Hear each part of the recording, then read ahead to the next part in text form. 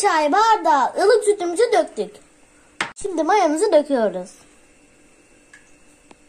Şimdi şekerimizi döküyoruz.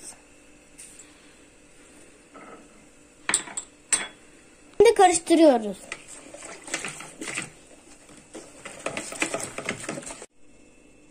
Mayamız aktifleşti. Yağımızı döküyoruz.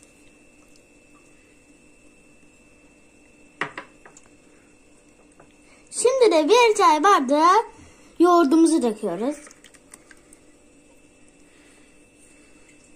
Şimdi de yumurta akımızı döküyoruz.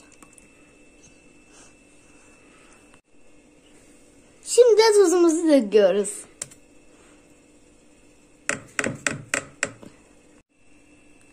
Şimdi karıştırıyoruz.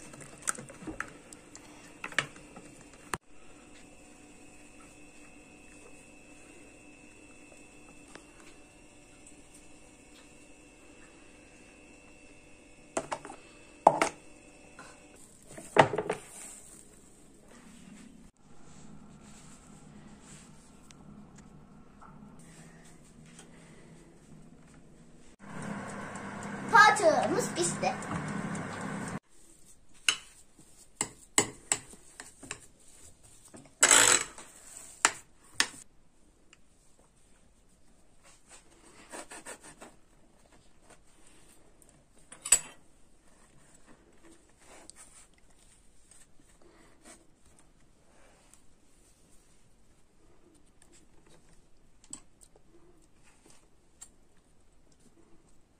Açtım.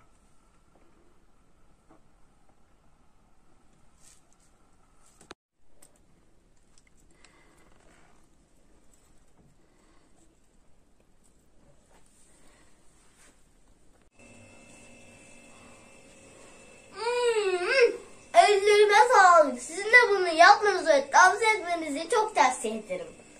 Kanalımıza abone olmayı ve like atmayı unutmayın. Bay bay.